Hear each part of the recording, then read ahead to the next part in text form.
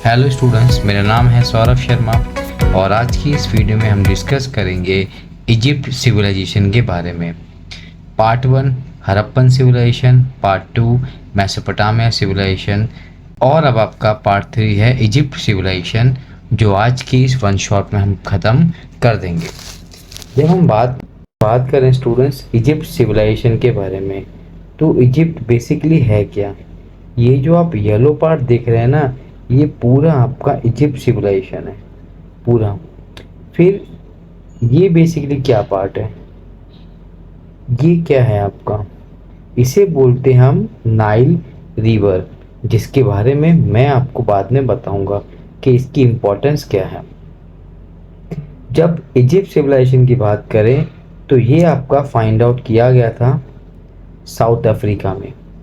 Africa का जो ये वाला पार्ट है ना आपका, इस पूरे के पार्ट को हम किस नाम से जानते हैं? इजिप्ट के नाम से। अब ये पार्ट क्या है आपका?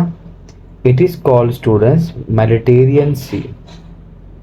जबकि मेडिटेरियन सी के साथ साथ एक और स्पेशल फीचर है ये आपका रेड सी। अब ये जो दोनों साइड समुद्र हैं, इसका बेनिफिट क्या है?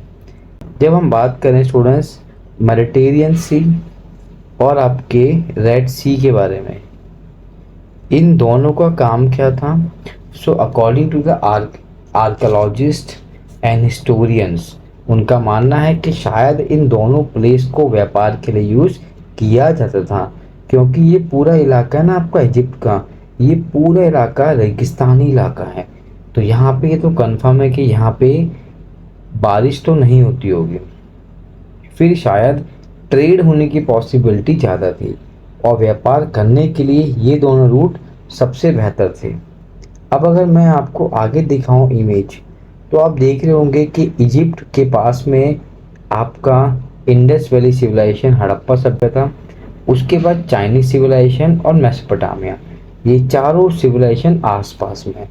इसका यहाँ से सबसे आसान था वो था आपका व्यापार करना, जो इस समय इतिहासकारों ने प्रॉपर वे में समझा है। अब हम बात करते हैं नाइल रिवर के बारे में। अब थोड़ा सा यहाँ के जोग्राफिकल कंडीशन की बात करते हैं। जो कायरो है ये कैपिटल है और ये जो आप लाइन ड्रॉ देख रहे हैं ये नाइल रिवर है। यहाँ का बनता है आपका एक एमसीक्यू। ये जो आपका येलो आप पार्ट देख रहे हो, ये पूरा एक डेजर्ट इलाका है, पूरा रेगिस्तानी इलाका है और इसी रेगिस्तानी इलाके के बीच में बहती है नील रिवर। जिससे होता क्या था, जब भी यहाँ पे फ्लड आती थी तो फ्लड आने के बाद ये रिवर पूरे के पूरे एरिया को एग्रीकल्चर फॉर्म में प्रोडक्टिव करती थी। इसीलिए इसको क्या बोला गया?